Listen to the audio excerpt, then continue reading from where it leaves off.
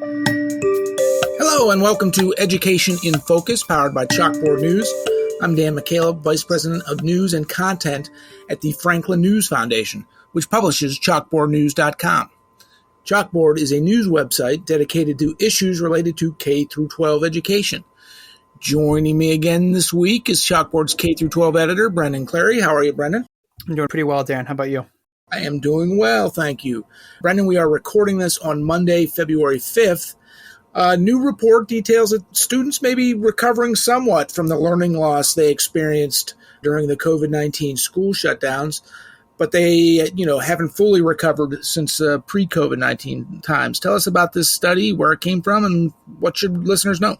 Yeah, absolutely, Dan. So this is probably, just to preface it a little bit, this is probably the first good news I've seen about learning loss since I've, been at Chalkboard News about a year ago. So this is probably the first kind of like, okay, here are indications that students have been learning a lot and sort of where they stand. I mean, it's still not like, okay, we're back to normal, but like it's kind of the first time I've been able to say, okay, like there's actually good news here. Because a lot of the stuff that I've been covering about national test scores has just been, declines again, and like, there's no hope yet at the end of the tunnel. And so this is kind of the first time that I've been like, okay, like there's actually some stuff there. But yeah, this is called the Education Recovery Scorecard. And it was a collaboration between Stanford University and Harvard University, and I believe Dartmouth College as well. So there's different groups here that are doing an analysis. So it's the Center for Education Policy Research at Harvard and the Educational Opportunity Project at Stanford. And essentially, they look at the data for districts in 30 states, and they pulled that directly from Department of Education's across the country.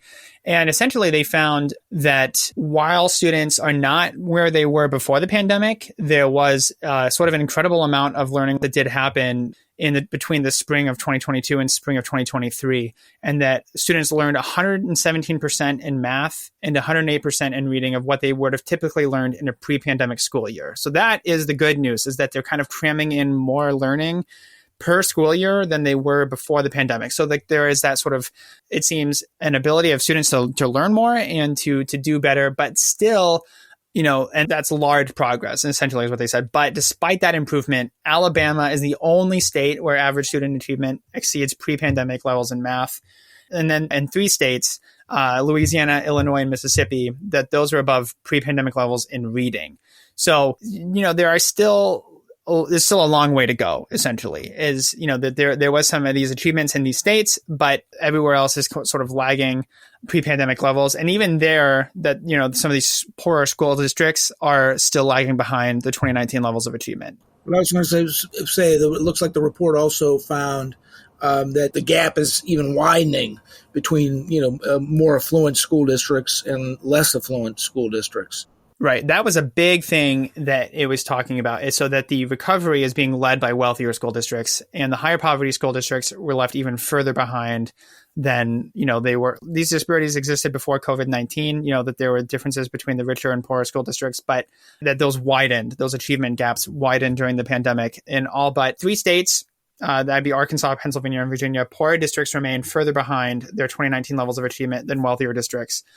In most states, the achievement gaps between rich and poor districts are even wider now than they were before the pandemic. And I'm quoting there directly from the summary of findings from the report there. So it is pretty remarkable, Dan, like what we saw in terms of some of the shifts after the pandemic, like the learning loss from the school closures related to COVID-19, right? That they, public health officials and governors, they closed schools down. And, I reported on a piece actually just today in California that some students sued the state over its closures and forcing students to go remote and not really having a plan to make sure that poorer students, particularly students of color and maybe low income families, that they had what they needed in order to do that well.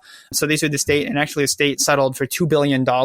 And they're going to try to pass that in legislation this year. So it's kind of a remarkable thing that we've seen, some of these students being so afflicted from these school closures, and that is still continuing, right? And it's going to be something to keep watching. So there is like a glimmer of hope, but I think that this report sort of points out, that there were these inequities before the pandemic in terms of like how these students are doing, and that persists now and is even wider still because of the school closures from the pandemic. And briefly, Brendan, one of its recommendations is for more federal funding to go toward additional face time between students and teachers.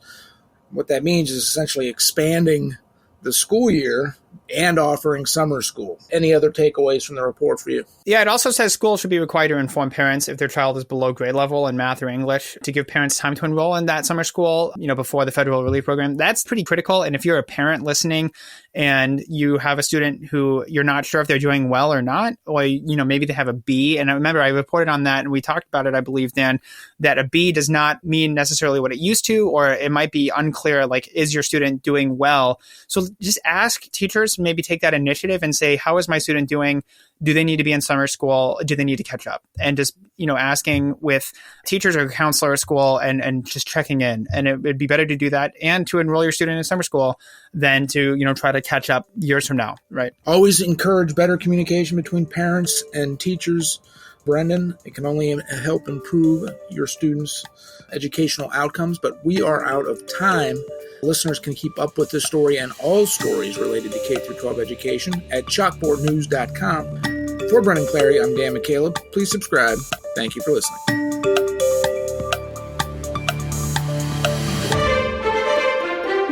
Get creative with Skillshare. Explore thousands of hands-on creative classes with one inspiring membership. Watch, play, learn, discover.